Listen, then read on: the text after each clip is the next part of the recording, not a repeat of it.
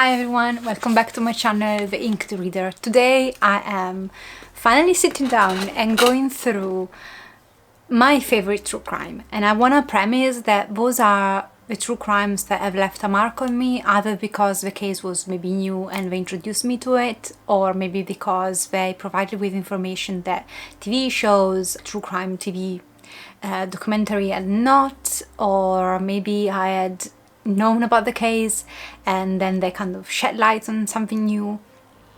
A few maybe particularly well written. Whether was the case, I'm not here to say these are the best ever written for anybody else. I'm just saying that those are the ones that particularly touched a soft spot in me or really made me forget about life and anything else, because I could completely immerse myself in them. And although I'm not the most well read when it comes down to crime, it's a genre that I have explored in the past a lot, especially when I was studying forensic psychology. I consumed everything I could get my hands on, and those are the ones that as of now stuck with me the most. I'm filming this in 2024. Let's see what I will read in the future, because this list might look very different or might be upgraded in the future. I hope to read many more, and not because I like crime to happen, but anyway, you know what I mean. I'm gonna start with the ones I don't own physically, and then I'm gonna go through the list of the ones I own physically. I won't put them in order. However, I think I'm gonna probably leave number one. Like, the only one is gonna be in order is number one as of 2024. All the rest, I'm not gonna put them in order. But let's start with, I would say this is most like an honorable mention rather than actually a top, and that is The Man on the Train. This is something that I've listened on audiobook, and I know that a lot of people complain about how it was written, but because I listened to it, I had a different experience, so I didn't mind the writing particularly. This is the story of this author and a relative of his that embark on this journey of putting together the pieces of this string of murders, more than 100 I believe, that happened along a railway in USA through a span of decades, I believe. So entire families were found butchered, and they all lived in kind of walking distance from the network rail. We are talking about beginning of the 20th century, potentially end of 19th century.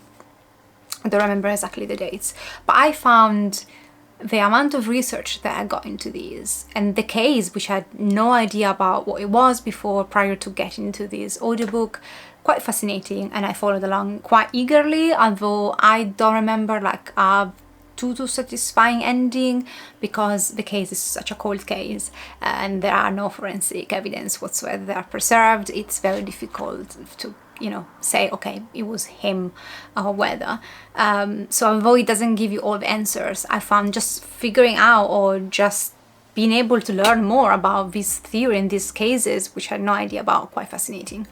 And another honorable mention, I would say, is the next one. Now, I had a physical copy of this and I lended it to a friend and never came back home, and I don't have any hope that I will, but I don't think I'm gonna purchase another copy, because despite me respecting the hell out of these, it's the only book that I felt like I didn't want in my house, because somehow it just spread evil, which doesn't make any sense. I'm not someone superstitious or anything, but I just felt very unsettled just owning this book after I read it. And this is I'll Be Gone in the Dark by McNamara, who is an author. I think she's an investigative journalist or something. She was an investigative journalist. She passed away while researching this book, and the last chapters were done by someone else, are put in the book by some of her friends that kind of supported her during the investigations, were by no means as interesting as the part that she writes. But she again investigates a series of rapes and sexual assaults and murders that happened in America in an area, and terrifying. Like, those are home invasion, rape and sexual assault, and the most unspeakable thing you can think of was done to these families and these women and young girls. And she is on this trail of finding out who did it.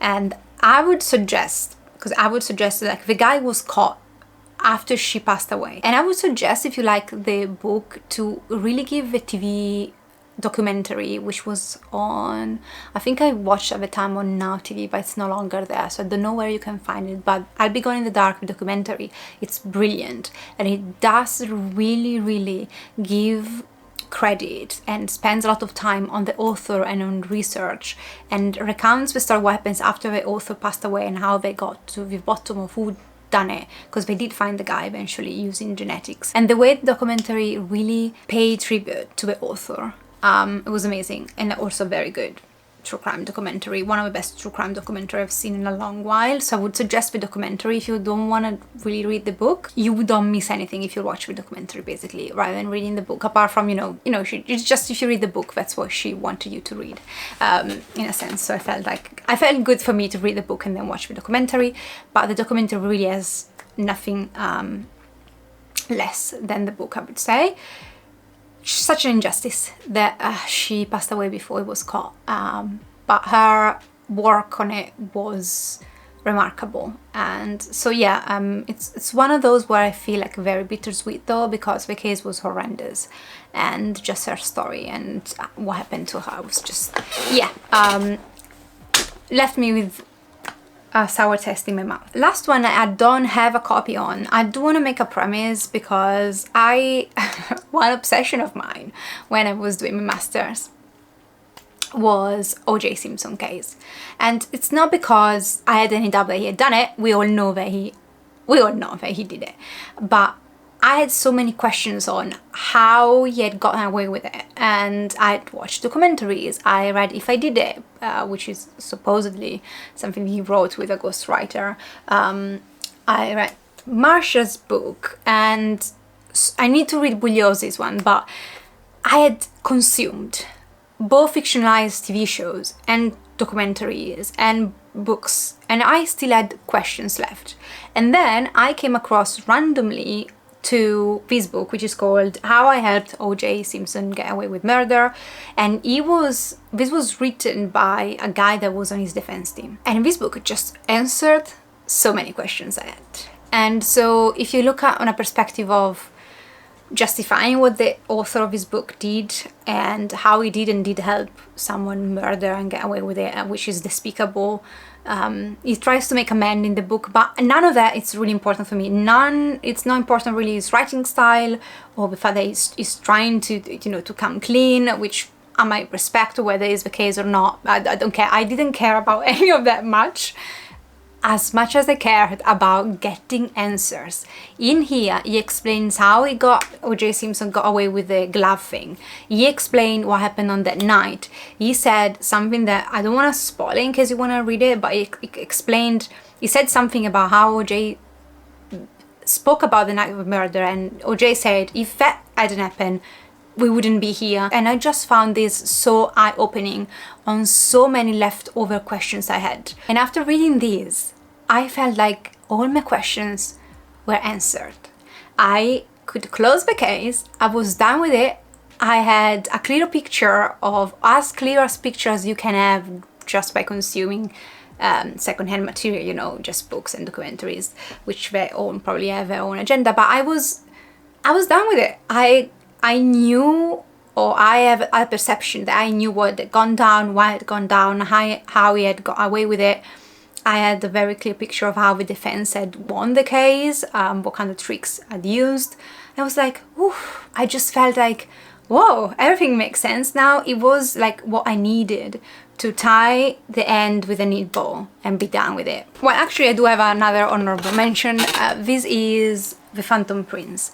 I've done a whole video where I delved into Ted Bundy literature. I consumed 3 books from different perspectives if you want, and I did a whole hour-long video dissecting the books. So I'm not gonna spend any more time here, apart from saying The Phantom Prince is a book written by a girlfriend of Ted Bundy who survived him, and it gives you a perspective that you won't get anywhere else. And reading these in combination with reading the tapes, like a transcript of the tapes taken with him directly, and reading a true crime, if you want, a classical recollection of his life and crimes, it provided me with again such a comprehensive experience. and provided me with so much more insight in potentially, or beginning of insight into his psyche that could have before. And there is also a documentary of these, which I appreciated. Again, the documentary does a very, very good job, but reading these in her own words was priceless for me. Not the best written, she doesn't tell you a lot of details that you might want to delve into, but she was clearly not ready. Maybe she never will, and that's fine. But still, again, very, very valuable if you're interested in understanding more the mind of this very famous serial killer. Okay, so this one I think I found in a charity shop and randomly picked it up, and I read it so quickly. Another very disturbing one, but this is the Misgotten Son. And this is the story of Shawcross, I think is how you pronounce it. He's a serial killer. He was, I think, killed for 20 months in the 1980s, but he killed prostitutes in America, in USA, after he was released from prison because he had killed a child. So this was a very unfortunate, as all serial killer cases are, but this is a case where it should never have happened, because this guy had killed a young child. And I remember being profoundly disturbed by the fact that he had been caught, found guilty, and then released despite his actions, and that led him to keep killing, basically. And the author does a very good job of portraying the killer, I think, in its complexities. This is what I remember, okay? This guy is no genius. This guy wasn't like a cunning, special serial killer with particularly high IQ or anything of the sort. But his relationship with his parents, and especially his mother, really struck a chord within me, because you could see this man capable of horrible actions and violence against women, and then crumbling to pieces because of a comment his mother made. And that really got me into, you know, trying to figure out more about his psyche. And I found it quite fascinating just following his story and seeing interactions with his mother. But a very good one. I think I've never heard anybody else speaking about the Misgotten Son. I've read these in my early 20s, but I still remember a few scenes from these, and I still cherish these. It's a very good true crime I've read. The next one is something that did something similar to what How I Helped OJ Get Away with Murder, blah, blah, blah. This is Written in Blood by Diane Fanning. Now, another obsession of mine, which started the year I started my master's, was the Peterson case. So this is a case where this man, he one night finds his wife at the bottom of the stairs, dead, and she's in a pool of blood. And his argument is, my wife just fell and she hit her head and died. But forensically, when they examined the body and, you know, the blood spatters and so on, she would have to fall a lot of times repeatedly in order to justify those injuries. So of course he was convicted, and it was just like, yeah, something is fishy here, we think you did it. But the truth never really came out. He spent years in prison, and I think, I don't want to spoil anything, but there is a documentary on Netflix that I was particularly obsessed with. And I remember watching that documentary and thinking, oh, this poor man, like, even if he's done it, I just can't find him vicious. And then it turns out that the documentary, he was in a relationship with someone in the production line of the documentary. So that documentary was very, very biased. And I felt so betrayed, because I had loved that documentary and the way it was portrayed, which I'm not saying that it's necessarily completely untrue. I'm saying that it can also be that. But this book opened my eyes to what also it could be. Or maybe it was just these, I don't know, I can't be the judge of that. It can be both, it can be only one of the two. But this opened my eyes, taught me about his past, and taught me about a lot of things that the documentary did not cover, or at least in any length, and really made me review the case in a different way. There is also a podcast. I will try and find the podcast and see if I can find it, because actually I watched the documentary and then casually came across, the algorithm, I came across the podcast, and then from the podcast they told me read the book. The podcast suggested the book, so I did.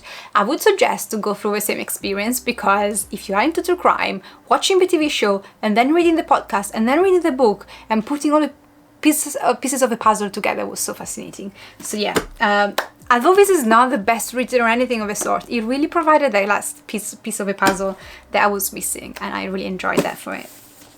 Another brilliant true crime. This is not about serial killer, it's an odd one in the bunch, but it's such an important book that I had to mention it. And this is Another Day in the Death of America.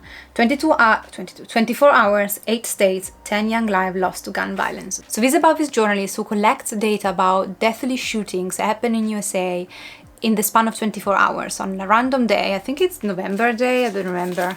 Was it November? November. I remember, you see? I still remember the month. 23rd of November, he randomly chooses a day and says, okay, I'm gonna look at all the kids below 18 that lost their lives because of gun violence. And this is their story. And I loved how he also doesn't not necessarily make like a statement that it's politically one way or the other. Clearly, we know that he's against guns, as I hope the majority of us are, but he also makes an effort to look at the counter argument and look at why some people might think that having guns, I'm talking about USA, having guns, the public being allowed to having guns can be a positive thing. And I think the fact that he takes time to make both arguments and try to be not as biased in both, I appreciated it, because I like when you can look at both sides, pros and cons. So yeah, a brilliant book, brilliant true crime non-fiction book.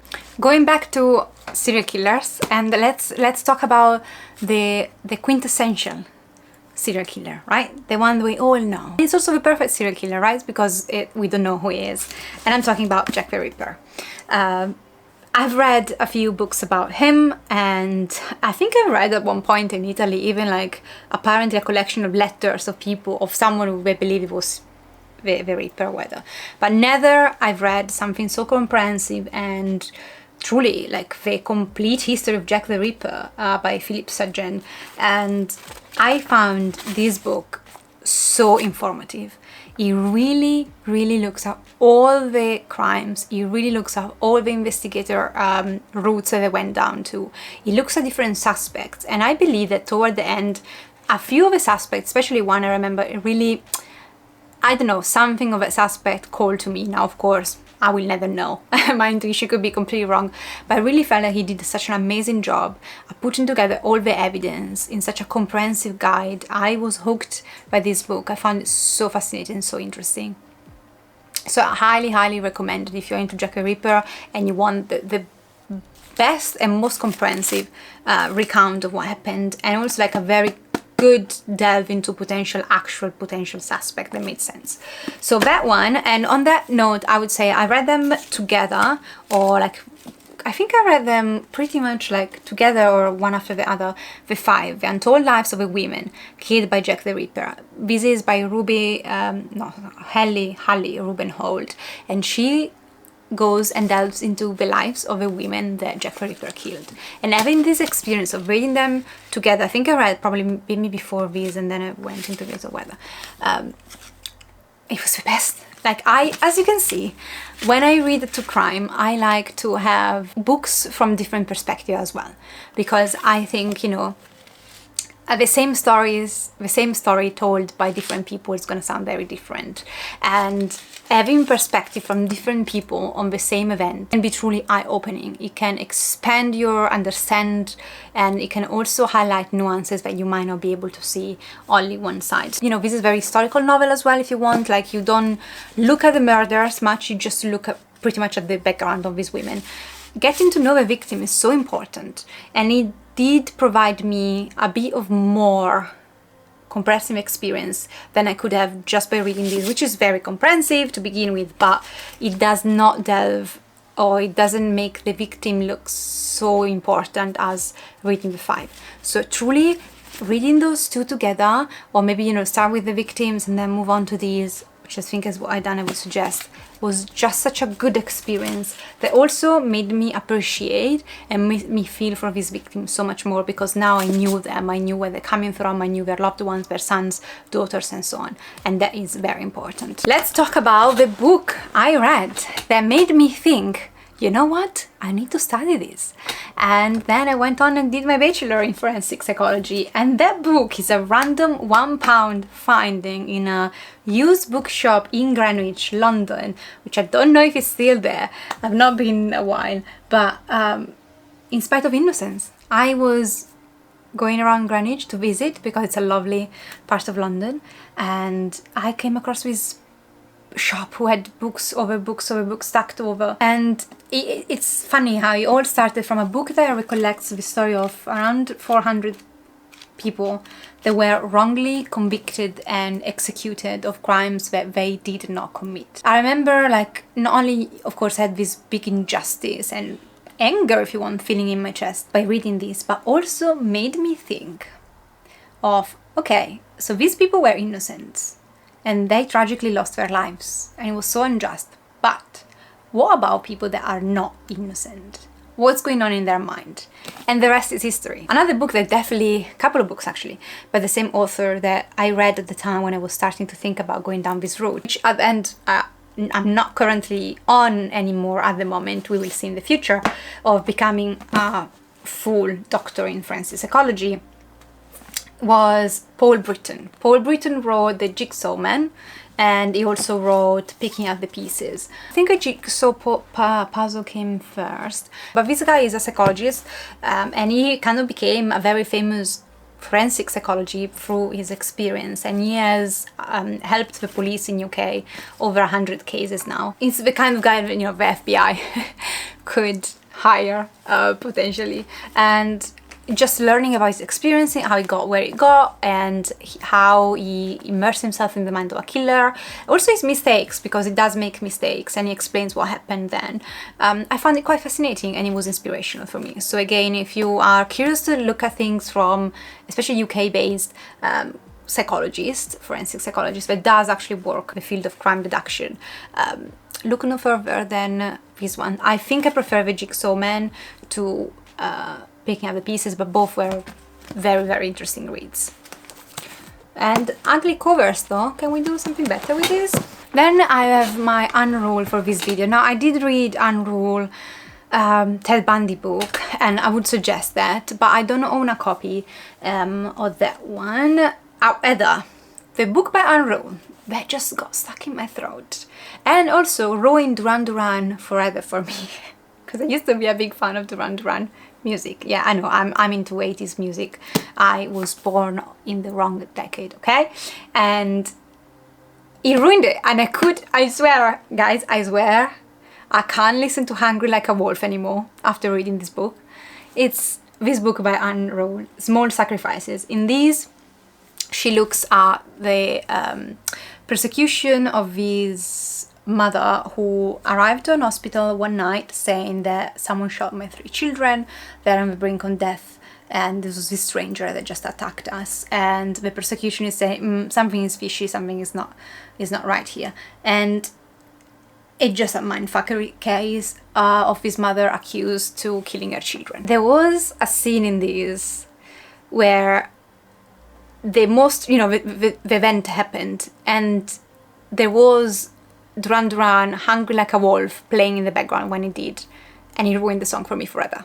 Okay, we are down to the last 3, which, to be fair, there have been some of the most impactful ones. So let's start with People Who Eat Darkness. Now, People Who Eat Darkness, there is also a documentary on Netflix that came out quite recently, I think last year or something like that, which provided a bit of more visual cues of what we're talking about in these, but I don't love that documentary. I loved this book. This book is about Lucy Blackman. She is living in Japan after leaving her career as an airline hostess, and she is now living in Japan, trying to go, make ends meet. And she worked in a bars, I believe, in Tokyo. And one day she goes missing, and police starts to investigate. Her family are very involved in, the research for her, and then it turns out that she was victim of actually a serial killer. And this is a very mysterious killer, unsettling in so many parts. But the reason why I loved this so much is because of the tribute and the amount of time that the author really spends with the family of Lucy and in telling us about Lucy. She was coming out of the pages. I really felt like the highlight was on Lucy, not on the killer. The killer story and everything that happens in the investigation is explored, is told, so you're not left with any questions, or you're not left unsatisfied on that side. But you really have a true crime here that does something quite unique when it comes down to true crime, which is it puts the spotlight back on the victim where it should be. And Lucy truly sipped under my skin. Her family, the passion that the family had for looking for her, the difficult family dynamics and everything that came with it. It's really a book that broke my heart. Truly a remarkable non-fiction. Now the last two. One, we got a very, very popular one. A classic from the 80s. Was it published in the 80s? I've read this in 2021. It was published in 1992. And we're talking about Helter Skelter. Helter Skelter by Bugliosi, the persecutor one of the persecutor in this case. This is the story of Charles Manson. This is the story of the Manson murders. If you want to know everything that it has to do with Manson, look no further. This is a chunk of a book, but it's so well researched, so profoundly disturbing. And I remember I love Quentin Tarantino, so I was very much obsessed with Once Upon a Time in Hollywood when it came out, and I wanted to read these before watching the movie, and having read these made a whole new meaning to that movie and the end of that movie.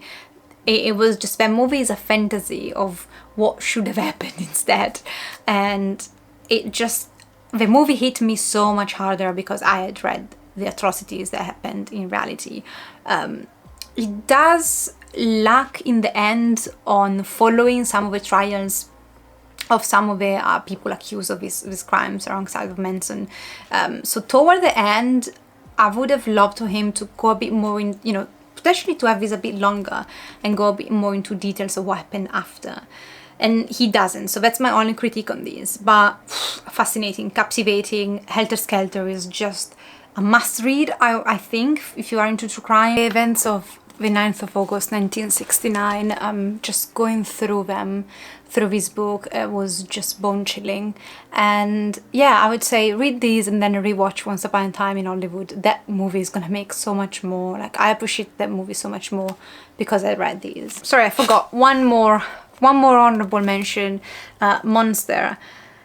Now this is about the father who abducted his child, built a sort of basement for her and kept her there for more than 2 decades. And he fathered some children with her, and up until when eventually she was rescued. This girl was abducted and kept in darkness in a basement for 20 odd years.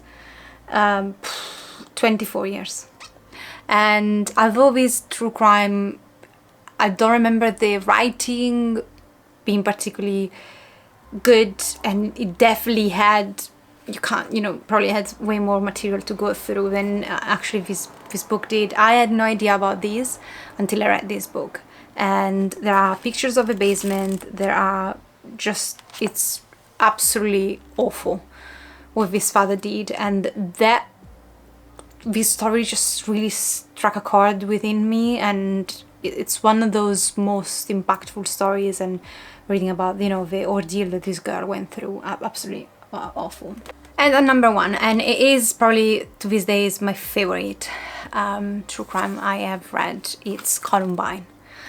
Columbine, it's by Dave Cullen, I believe it's pronounced, and it's the story of Columbine, the high school, and the shooting, what happened, who were the killers, who were the victims, what happened that led to it, if you can even say, that there were specific reasons, the event of the day and the aftermath. And this was brilliant.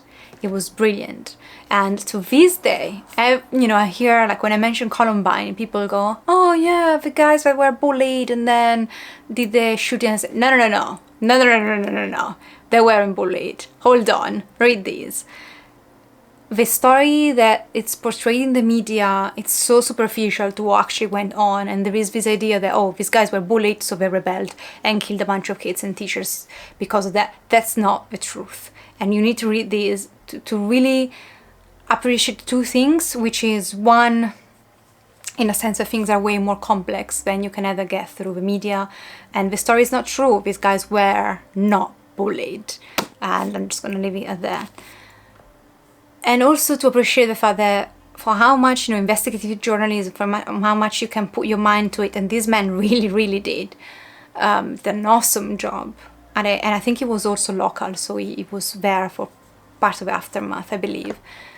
Sometimes having clear answers is just not possible, and the way he talked about these and the way, you know, some unspeakable acts are senseless to a certain degree, it's amazing. This is my favorite true crime to this day, and yeah, it changed the game for me when it comes to true crime. Like, this is the standard I hold them up to. This is a must read, in my opinion. Such an amazing job.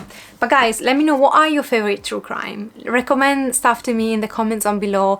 I will pick them up, I promise, unless I've already done. And I have a couple of stuff here and there. I write the Zodiac book and stuff like that, but those ones are the ones that really stuck with me the most. And when I sat in front of my bookshelves, I was like, these are the ones I wanna speak about. And so that's how I came to do this recommendation, or, like, you know, list, if you want. But I would love to hear your recommendations. If you're new, I would love for you to subscribe and stick around for the next video. And yeah, everyone, take care of yourself, go well, I'll see you next time. Ciao.